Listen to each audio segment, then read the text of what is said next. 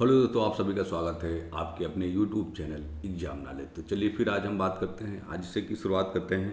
आज यानी 31 मई 2026 का करंट अफेयर। ठीक है, तो प्लीज़ आप लोगों से रिक्वेस्ट है कि वीडियो को जरूर आप लोग शुरू से लेकर लास्ट तक जरूर देखिए, स्किप मत करिए, क्योंकि बहुत सारे क्वेश्चन ऐसे रहते हैं बीच में जो आप स्किप कर जाते हैं, तो आपके जो इम्पोर्टेंट क्वेश्चन हैं वो आपसे छूट जाते हैं। ठीक है, अगर करंट पढ़ना है तो करंट के लिए हमेशा अप टू डेट रहना बहुत ज़रूरी है, इसलिए करंट का जो हर टॉपिक होता है वो इम्पॉर्टेंट तौर के होता है। ठीक है, तो हम उसमें बताते भी चलते हैं कौन सा ऐसा क्वेश्चन है करंट के रिलेटेड जो आपके एग्ज़ाम के लिए महत्वपूर्ण है। ठीक है, तो चलिए हम देखते हैं कि आज यानी 31 मई के लिए कौन से क्वेश्चन ऐसे हैं जो बहुत ही महत्वपूर्ण है। ठीक है, जैसे कि बात करते हैं कि अभी 31 मई को जो हमारे देश के जो डिफेंस मिनिस्टर यानी कि रक्षा मंत्री श्री राजनाथ सिंह, उन्होंने क्या किया है कि उसमें जो रक्षा मंत्री ने क्या किया, नौसेना सौर वाटिका का जो है क्या है वो उद्घाटन किया है। ठीक है, किस चीज़ का उद्घाटन किया? नौ सेना सौर वाटिका का जो है वो उद्घाटन किया है। ये जो उद्घाटन किया है ये लखनऊ में किया है। और अगर आप देखना चाहेंगे तो ये जो उद्घाटन हुआ है, ये जो हमारा इकाना स्टेडियम है उसका जो गेट नंबर 5 है, वहाँ पर ये नौसेना सौर वाटिका जो है क्या है वो उसका जो है वहाँ पर उद्घाटन हुआ है। ठीक है, तो अगर हम बात करते हैं तो इस वाटिका, अगर वाटिका की बात करते हैं तो ये जो वाटिका है, इस वाटिका को बनने में टोटल जो है कितने 4 साल लगे। ठीक है, टोटल कितने साल लगे? 4 साल लगे। ठीक है, तो इसका जो उद्घाटन है वो 31 मई 2026 को देश के जो हमारे रक्षा मंत्री हैं, ठीक है, राजनाथ सिंह, उनके द्वारा ये जो है उद्घाटन किया गया है। ठीक है, तो अब देखते हैं कि अगर देखें तो यह जो युद्धपोत है, ठीक है, यहाँ पे ये जो युद्धपोत स्थापित किया गया, ये 35 साल की सेवा के बाद यानी 28 मई 2022 को नौसेना से क्या है रिटायर कर दिया गया था। ठीक है, यानी कि 35 साल तक इस क्या है इसने नौसेना में काम किया है। उसके बाद क्या है कि 28 मई 2022 को ये नौसेना से क्या है रिटायर कर दिया गया था। ठीक है, तो अगर देखें तो पर्यटन विभाग ने नौसेना की मदद से क्या है ये जो है वाटिका है उसको क्या है विकसित किया है, किसके? पर्यटन विभाग के सहयोग से। ठीक है, तो देखते हैं, यानी कि देखें तो रक्षा मंत्री ने नौसेना सौर वाटिका का उद्घाटन किया। यह वाटिका जो है 4 साल पहले रिटायर्ड युद्धपोत INS, ठीक, INS संघमित्रा और अंदर और आसपास विकसित किए। रक्षा मंत्री ने INS जो है वहाँ पेड़ लगाकर भी राष्ट्र व रक्षा प्रगति का है एक संदेश दिया है। ठीक है, तो 2022 में 35 साल की सेवा के बाद ये जो हमारा INS था, ठीक है, ये रिटायर हो गया था। ठीक है, तो रिटायर होने के बाद नौसेना रिटायर हुआ तो इसे उत्तर प्रदेश सरकार, पर्यटन विभाग और लखनऊ के सहयोग से तथा पूर्व सैनिक के समर्थकों के सहयोग से AK 203 बटालियन सेवा पर सिटी स्टैम्प अभियान जो है एक रखा गया है। ठीक है, तो 101 सिग्नल कैप्टन ग्रुप के लक्ष्य जो सेवा समूह वो लखनऊ वाटिका द्वारा यानी कि नौसेना जो सौर वाटिका है उसके द्वारा क्या है ये बताया गया है। ठीक है, तो हम देखते हैं कि ये इस वाटिका का अगर देखें तो ये जो वाटिका है एक सुंदर वाटिका के रूप में जो है ये नौसेना सौर वाटिका के रूप में क्या है विकसित किया गया है, और ये पर्यटन विभाग के भी सहयोग से क्या है ये बनाया गया है। ठीक है, तो स्टेडियम के जो इकाना स्टेडियम उस अगर आप जाएंगे देखने तो वो गेट नंबर जो 5 है उसी के पास में स्थित नौसेना सौर वाटिका जो है वो है। ठीक है, तो इसमें टोटल जो है वो 4 साल लगे इसका निर्माण करने में, और पर्यटकों और युवाओं के डिस्प्ले लैंडस्केप के जरिए क्या है एक सुंदर और एक सुशील छवि दिखाने का जो है वो क्या है पूरा प्रयास किया गया है। ठीक है, अब हम देखते हैं हमारा जो अगला है कि राजीव कृष्ण ही होंगे यूपी के परमानेंट DGP। आप लोगों को पता होगा कि जो यूपी का जो DGP था वो परमानेंट नहीं था, वो अस्थायी था। ठीक है, यानी कार्यवाहक के रूप में थे, लेकिन अब क्या है कि राजीव कृष्ण जो हैं वो यूपी के परमानेंट क्या है वो DGP हो गए। ठीक है, तो यूपी के 4 साल के इंतजार के बाद परमानेंट यानी कि स्थायी पुलिस महानिदेशक यानी DGP मिलने का जो है वो सौभाग्य प्राप्त हुआ है। ठीक है, तो सूत्रों के मुताबिक मौजूदा कार्यवाहक DGP राजीव कृष्ण ही यूपी के नए और परमानेंट DGP जो होंगे। ठीक, तो राज्य सरकार ने जल्द ही इसका आदेश जो है वो जारी कर दिया है, और UPSC गाइडलाइन और सुप्रीम कोर्ट के नियमों के मुताबिक देखें तो वह कम से कम क्या है 2 साल तक, ठीक, यानी 2 साल तक यूपी के डीजीपी जो है वो क्या रहेंगे, ठीक, कम से कम 2 साल तक ये जो है यूपी के डीजीपी रहेंगे, ठीक।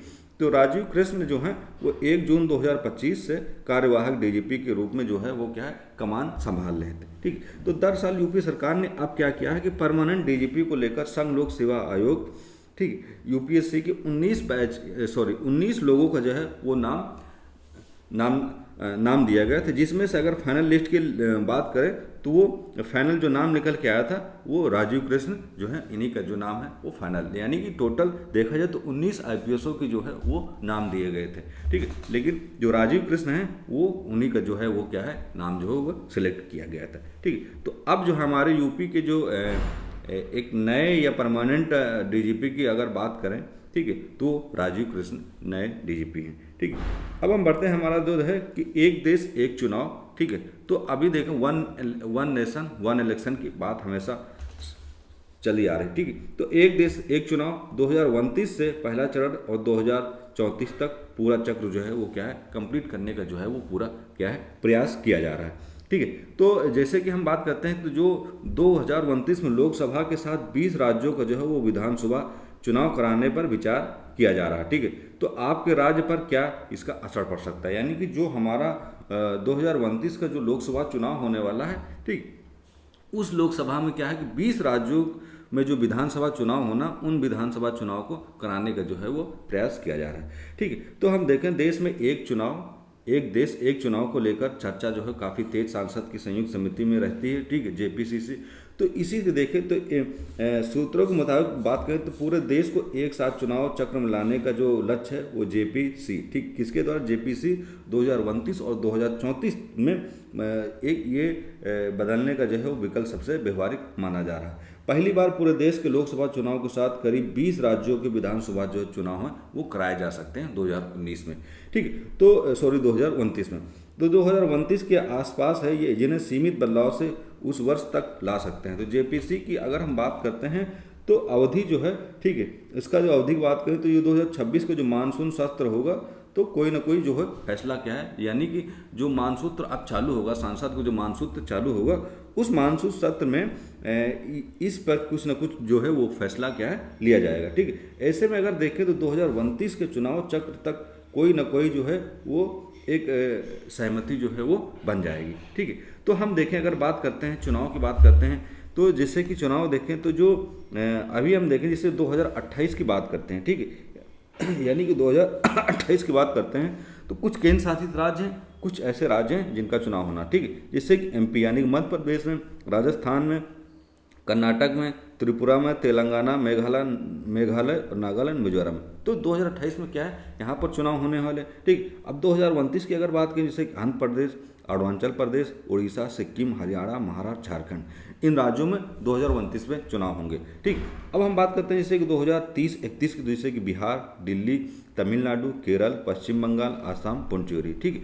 तो देखें 28, 29, 30, 31 यानी कि टोटल देखें तो इन 4 सालों में कई राज्यों को जो चुनाव होने हैं। तो इन राज्यों क्या है कि टोटल 20 राज्यों का जो लोकसभा चुनाव होगा उसमें 20 राज्यों का जो है वो विधानसभा चुनाव का जो कराने का जो है वो पूरा जो प्रयास है वो किया जा रहा है, ठीक। अब हम देखें 2029 के चुनाव के लिए कार्यकाल जो होगा 5 महीने से 1 वर्ष तक क्या है बढ़ा सकते हैं, ठीक। यानी कि अब जो 2029 में जो लोकसभा चुनाव होगा, ठीक, जैसे कि 2028 में जो सरकारें का चुनाव होना है जैसे कि एमपी, राजस्थान, कर्नाटक, तो इनका जो कार्यकाल होगा वो क्या है 5 महीने से 1 वर्ष तक क्या है बढ़ा दिया जाएगा, यानी कि इनका जब चुनाव एक साथ कराना होगा तो वो चीज़ें क्या है बढ़ा दी जाएंगी, ठीक है। तो जैसे कि अब बढ़ाएंगे जो 2028 में जो सरकारें यानी कि चुनाव दोबारा इलेक्शन होना तो उन्हीं का जो कार्यकाल है 2028 वाला वही क्या है बढ़ाया जाएगा, ठीक है।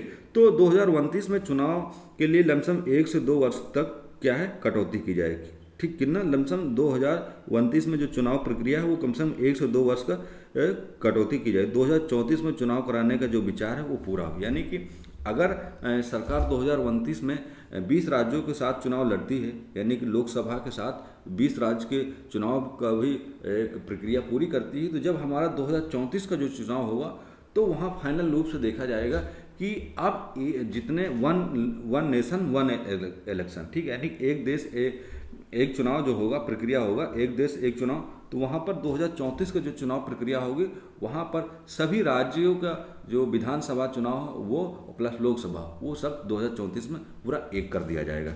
ठीक है, अब हम देखते हैं कि अगर देखें भास्कर एक्सपर्ट की रिपोर्ट को देखें तो लॉ कमीशन के पूर्व सदस्य Mohan Lal Sukhadia university law college के डीन आनंद पालीवाल ने कहा कि संवैधानिक रूप से एक देश एक चुनाव जो है एक व्यापक तरीके से लागू करने के विकल्प जो है मौजूद किया। किसी भी विधानसभा कार्यकाल पूरा होने से पहले उसे मंत्री मंडल की सिफारिश पर भंग कर चुनाव की कराए जा सकते हैं। ठीक है, तो अगर हम देखें समर्थक के बाद तो बार बार चुनावों से बचेंगे जो, ठीक है, समर्थक बोले तो संघीय ढांचा जो क्या होगा हमारा कमजोर होगा, तो बार बार चुनाव से बचेंगे, और जो हमारा विरोधी कह रहे हैं ये संघीय ढांचा है ये क्या है कमजोर होगा। ठीक, अगर हम फ्लैशबैक की बात करते हैं तो इससे पहले क्या कभी चुनाव ऐसा हुआ? ठीक, हाँ हुआ।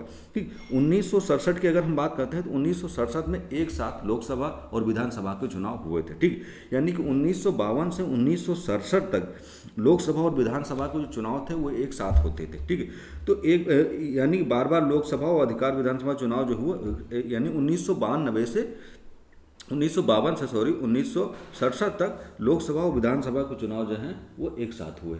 ठीक है, तो उसके बाद क्या है कि फिर बाद में क्या हुआ कि कई राज्यों जो वो मतलब हालात थे वो बिगड़ गए, तो वहाँ पर क्या है चुनाव जो प्रक्रिया है वो दोबारा कराई गई। तो इस वजह से वहाँ से क्या है ये जो प्रक्रिया थी वन नेशन वन इलेक्शन वो प्रक्रिया जो है वहाँ से बिगड़ना चालू हो गई। कहाँ से? 1967 के बाद से। ठीक, तो देखें तो 1967 और 69 में कई विधानसभाएं जो हैं वो क्या है भंग कर दी गई थी। ठीक है, तो 1970 में लोकसभा में भी कार्यकाल पूरा होने से पहले भी भंग हो गए। तो इससे क्या है कि इस देश का साझा चुनावी चक्र जो था वो क्या है बिखर गया। ठीक है, यानी कि जब 1967 के बाद जब चुनाव हुआ तो कई राज्यों में जो विधानसभा थी वो भंग कर दी गई। ठीक, फिर 1970 में लोकसभा भी भंग कर दी। तो ये जो चक्र था वन नेशन वन इलेक्शन के ये क्या है पूरी तरीके से बिखर गया था। ठीक है, तो अब वो क्या हुआ कि जहाँ पे जो विधानसभा जो लोकसभा भंग हुई वहाँ पे चुनाव प्रक्रिया फिर उस हिसाब से होने लगी। तो वो प्रक्रिया क्या है अभी तक चली आ रही थी, लेकिन अब सरकार ने क्या प्लान बनाया कि अगर हमें खर्च से बचना हर चीज़ से बचना है तो वन नेशन वन इलेक्शन की जो प्रक्रिया है वो महत्वपूर्ण रूप से क्या है देखी जा रही है। ठीक है, तो ये हो गया। अब हम बढ़ते हैं हमारा जो MCQ बात करते हैं कि हमारा जो अगला क्वेश्चन है वो कौन सा है। ठीक, यानी कि अगर हम बात करते हैं कि प्रति वर्ष 31 मई को दुनिया भर में कौन सा महत्वपूर्ण दिवस जो है वो क्या है मनाया जाता है। ठीक, यानी कि अगर हम बात करते हैं जो 31 मई हमारा है, ठीक है, तो 31 मई में दुनिया भर में कौन सा ऐसा दिवस है जो क्या है मनाया जाता है। ठीक है, कौन सा दिवस है जो ऐसा मनाया जाता है। ठीक, तो अगर हम ऑप्शन की बात करें जो हमारा ऑप्शन नंबर होगा वो होगा ऑप्शन नंबर C। ठीक, यानी 31 मई को विश्व स्वास्थ्य दिवस जो है वो क्या है मनाया जाता है। कौन सा दिवस? विश्व स्वास्थ्य दिवस जो है वो क्या है मनाया जाता है। ठीक है, विश्व स्वास्थ्य दिवस जो है वो मनाया जाता है। तो विश्व स्वास्थ्य संगठन की अगर हम बात करें यानी कि WHO वर्ल्ड हेल्थ ऑर्गेनाइजेशन द्वारा हर साल 31 मई को तंबाकू के हानिकारक प्रभाव के बारे में जागरूकता फैलाने और बढ़ाने के लिए यह दिवस जो है वो हर साल क्या है मनाया जाता है। ठीक है, तो इसका अगर मुख्य उद्देश्य की बात करें तो लोगों को तंबाकू छोड़ने और इसके सेवन न करने से लोगों की जानलेवा जो बीमारियां हैं जैसे कैंसर के प्रति है वो क्या है सचेत करना, लोगों को जागरूक करना। इसलिए ये हर साल 31 मई को विश्व स्वास्थ्य दिवस जो है वो क्या है मनाया जाता है। ठीक है, अब हम बढ़ते हैं हमारा अगला जो क्वेश्चन है कि हाल ही में जारी सैंपल रजिस्ट्रेशन सिस्टम। कौन सा? Sample registration system. ठीक है, तो सांख्यिकी रिपोर्ट के अनुसार अगर हम बात करते हैं तो भारत की कुल प्रजनन दर यानी कि TFR गिरकर कितनी हो गई। ठीक है, क्या चीज TFR जो है वो गिरकर जो है वो कितनी हो गई। ठीक है, तो हम देखते हैं यानी कि कुल यानी सैंपल रजिस्ट्रेशन सांख्यिकी रिपोर्ट के अनुसार अगर देखें तो हमारा जो कुल प्रजनन दर है वो कितना गिर गया है। ठीक है, तो अगर हम बात करते हैं तो इसका जो ऑप्शन होगा वो होगा ऑप्शन नंबर B, यानी कि 1.9% जो है वो गिर ठीक है गिर गया। ठीक है, 1.9%। ठीक है, 1.9% जो है वो क्या है गिर गया। ठीक है, क्या है गिर गया। ठीक है, अब हम बढ़ते हैं हमारा जो देखते हैं कि इसमें क्या है। ठीक है, अब हम देखते हैं कि हालिया आंकड़ों के मुताबिक भारत का अगर देखें तो भारत का कुल प्रजनन दर यानी कि टोटल फर्टिलिटी रेट घटकर जो है 1.9 पर आ गया। ठीक, यानी कि जो टोटल जो फर्टिलिटी रेट था वो क्या है, घटकर क्या है 1.9% पे क्या है आ गया। जो कि हाँ, अगर हम देखें रिप्लेसमेंट की बात करें तो वो जो लेवल की बात करें तो वो 2.1 से भी क्या है कम हो गया। यानी कि अभी तक हमारा जो था 2.2 प्लस था। ठीक, लेकिन अब क्या हुआ कि 2.1 से घटकर क्या है 1.9% आ गया। यानी कि काफ़ी ज़्यादा जो है हमारा जो प्रजनन दर है वो काफ़ी ज़्यादा गिर गया। ठीक, तो इस रिपोर्ट के अनुसार अगर हम देखें तो सबसे अधिक TFR जो है वो कौन सी, बिहार की है, 2.9 दर्ज किया गया है, जबकि सबसे कम जो है वो दिल्ली का है। ठीक है, तो अगर हम देखें बात करते हैं तो सबसे ज़्यादा, ठीक है, सबसे ज़्यादा क्या है तो वो है बिहार का। ठीक है, बिहार का कितना है, ठीक है, तो बिहार के अगर हम देखें तो बिहार का कितना है, तो बिहार का है 2.9। ठीक, अगर हम दिल्ली की बात करते हैं तो दिल्ली का सबसे कम है, दिल्ली का कितना है, दिल्ली का है 1.2%। ठीक है, और यूपी का देखें तो यूपी टोटल अगर भारत की बात करें, भारत के कुल प्रजनन की बात, तो भारत का कुल प्रजनन जो है वो है 1.9%। ठीक, अब हम बढ़ते हैं, हमारा अगला जो क्वेश्चन है कि हाल ही में किस राज्य ने अनानास की खेती और निर्यात को बढ़ावा देने के लिए मिशन कीन पाइन एप्पल की जो है शुरुआत की। ठीक है, राज्य ने किसकी खेती करने के लिए, यानी कि अनानास की खेती करने के लिए, यानी किस राज्य ने अनानास की खेती करने के लिए और निर्यात को बढ़ावा देने के लिए ऐसा कौन सा मिशन है जिसकी क्या है शुरुआत की। तो मिशन की अगर हम बात करें तो मिशन क्वीन पाइनएप्पल, ठीक, कौन सा है, मिशन क्वीन एप्पल की जो है वो शुरुआत की। ठीक, तो अब यहाँ पे ये पूछा जा रहा है किस राज्य ने शुरुआत की। ठीक है, तो इसका जो ऑप्शन होगा वो होगा ऑप्शन नंबर बी, यानी कि त्रिपुरा राज्य ने क्या किया कि मिशन क्वीन पाइनएप्पल की जो है वो शुरुआत की। अगर इसके उद्देश्य की बात करें तो ये क्या है, अनानास की जो खेती उसको और बढ़ावा देने के लिए और निर्यात को क्या है बढ़ावा देने के लिए ये किया है। पूर्वोत्तर विकास मंत्रालय के सहयोग से, किसके सहयोग से, पूर्वोत्तर विकास मंत्रालय के सहयोग से त्रिपुरा सरकार ने क्वीन पाइनएप्पल प्रजाति को बढ़ावा देने के लिए ये क्या है कि क्वीन मिशन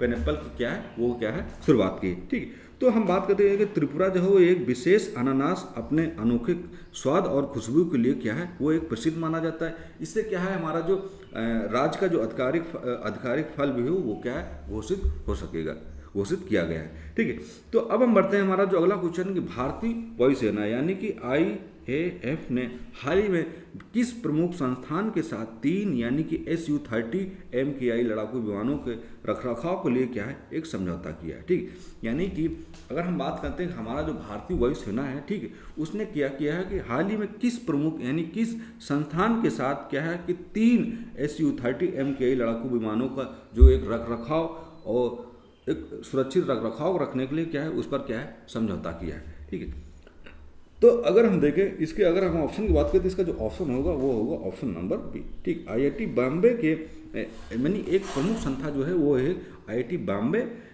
ने क्या है कि भारतीय वायुसेना के साथ एक समझौता पर क्या है हस्ताक्षर किया है कि आपके जो लड़ाकू विमान है उनको एक रखरखाव में क्या है रखा जाएगा। ठीक है, तो भारतीय वायुसेना ने IIT बॉम्बे ने सुखाई यानी Su-30 MKI लड़ाकू विमानों को स्वदेशी रखरखाव और तकनीकी सुधार और पुर्जों के विकास के लिए एक अहम जो है वो क्या है समझौता किया गया है। ठीक, तो यह कदम जो है एक रक्षा क्षेत्र में आत्मनिर्भरता को क्या है बढ़ावा देने का जो है वो क्या है कार्य किया है। ठीक है, अब हम देखते हैं कि हमारा जो अगला क्वेश्चन है कि हाल ही में धनेन्द्र कुमार का जो है वो क्या है निधन हो गया।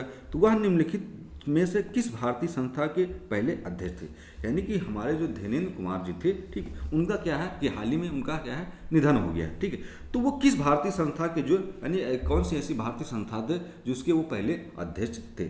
ठीक है, जिसके पहले वो क्या है अध्यक्ष थे। ठीक, तो अगर हम बात करते हैं जो ऑप्शन नंबर हमारा ए है यानी भारतीय स्पर्धा आयोग के धनेन्द्र कुमार जो थे वो भारतीय प्रतिस्पर्धा आयोग के जो है वो क्या है पहले अध्यक्ष चुने गए थे। ठीक, तो 1968 बैच के जो है ये IPS अधिकारी धनेन्द्र कुमार जी थे। ठीक, कितने 1968 बैच के IAS अधिकारी धनेन्द्र कुमार थे। तो भारतीय प्रतिस्पर्धा आयोग यानी कि कंपटीशन कमीशन ऑफ इंडिया के जो पहले अध्यक्ष थे वो क्या थे धनेन्द्र कुमार थे। तो वो क्या है विश्व बैंक में भारत के कार्यकारी निदेशक भी रह चुके थे।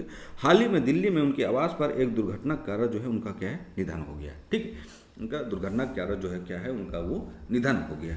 ठीक है, अब हम बढ़ते हैं हमारा जो अगला क्वेश्चन, किस राज्य ने हाल ही में भारत के सेमीकंडक्टर इकोसिस्टम को मजबूत करने के लिए इंटेल और 3DGS कंपनियों के साथ समझौता यानी कि एक MOU पर हस्ताक्षर किया है। ठीक है, तो अगर हम ऑप्शन की बात करते हैं, जैसे कि इसमें जो ऑप्शन है तो वो टोटल कितने 4 ऑप्शन है। ठीक, लेकिन अगर हम सही आंसर की बात करें, जो हमारा आंसर नंबर यानी कि जो सही क्वेश्चन होगा, सही ऑप्शन होगा वो होगा हमारा उड़ीसा। ठीक, तो भारत ने सेमीकंडक्टर इकोसिस्टम को मजबूत करने के लिए इंटेल 3DGS कंपनियों के साथ उड़ीसा में ये एक समझौता किया गया है। ठीक है, समझौता किया है। तो उड़ीसा सरकार ने सेमीकंडक्टर सब स्टेट मैन्युफैक्चरिंग और चिपिंग पैकेजिंग तकनीकी को बढ़ावा देने के लिए इंटेल और 3DGS के साथ एक डील पर MOU किया है, यानी कि हस्ताक्षर किया है। तो इसके तहत कि भुवनेश्वर में 2000 करोड़ की लागत से एक advance 3D chip packaging unit एक स्थापित की जाएगी। स्थापित की जाएगी एक advance 3D chip packaging unit स्थापित की जाएगी।